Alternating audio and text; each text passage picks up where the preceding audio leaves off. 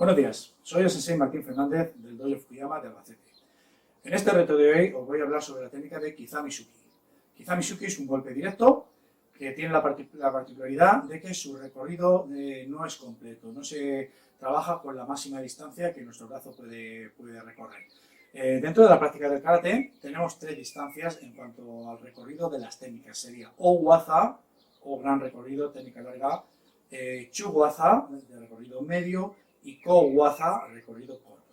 Pues en esta técnica de Kizami-Shuki, por supuesto, no sería waza, sería chu-waza o ko-waza, dependiendo de dónde situemos el brazo, qué extensión tenga. Entonces, vamos a hacer un ejercicio, que en primer lugar vamos a partir desde la posición del brazo flexionado, semiflexionado, y Kizami-Shuki sería simplemente estirar el brazo ahí, si atendemos en cuanto a lo que sería el recorrido de la técnica. Entonces, si yo me pongo aquí y practicamos la técnica de Shuki, ese sería un posible recorrido de la técnica de Kizami-Shuki.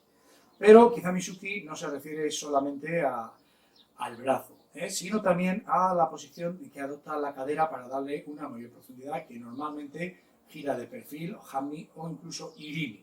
Entonces, si adopto ahora, por ejemplo, la posición de Hanmi-Dachi, con el cuerpo de costado, pues desde aquí, Kizami-Shuki podría hacer ahí, con lo cual el cuerpo, al dotarlo de perfil, mirar el brazo, aquí, mirar ahí cómo retrae, perdemos una distancia.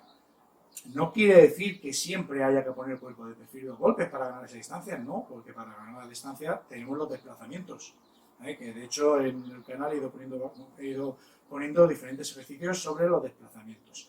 Bien, pero ahora no es el caso, ahora estamos viendo que si yo me coloco aquí y hago de frente totalmente con el cuerpo en some este movimiento de puño, es un golpe, pero si este movimiento que he hecho aquí, ahora giro la cadera, veis como el brazo avanza, retrae, avanza y retrae.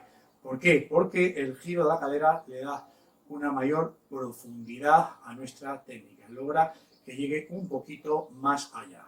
Entonces, Kizami-Shuki podríamos hacerlo desde cualquier posición, es muy utilizado en combate. ¿Por qué? Porque golpea el brazo que tenemos adelantado, el puño que está adelantado, por lo cual está más cerca del oponente. Entonces, si yo estoy aquí y hago un desplazamiento y hago esa técnica, Kizami-Shuki, con desplazamiento, puedo utilizar desplazamiento de Yoriashi, por ejemplo, simultáneo, deslizando y golpear, bien con acción de Hikite o sin Hikite. Eso sería Kizami-Shuki. Pero también otra de las utilidades que puede tener Kizami-Shuki, que no solo es esa, es utilizarla después de una defensa. Si yo estoy en un momento de combate y viene un ataque, paro y desde esa posición que acabo de parar, golpeo, también sería un Kizami-Shuki. Con lo cual, tengo otra utilidad desde aire, parar y golpear. Kizami-Shuki. Bien. En desplazamiento, pues podemos hacerlo. Si trabajamos, por ejemplo, Fudodachi, con Yoriashi, de ahí, o en Sugiashi, desplazando bien atrás, primero una pierna, luego la otra, ahí tenemos Kizami-Shuki. Hay diferentes combinaciones. Hoy solo estoy hablando de lo que es la técnica en sí, su versatilidad y para qué lo podemos utilizar. Entonces, es un golpe percutante, en la que el punto de partida es el brazo flexionado. Podría ser con el brazo atrás también, Kyaku Kizami-Shuki. Menos utilizado quizá, o no se le da ese nombre, pero es la acción igual. Si yo estoy en este movimiento y de aquí el brazo desde la guardia hago la misma acción, también será un Kizami-Shuki, aunque el trabajo de cadera en este caso tenga que ser obligatoriamente el giro de Junkaiten, porque va en el mismo sentido, pero la posición final de la cadera va a ser Gyaku Hanmi, que es contrario, inversa, no contraria. ¿Vale?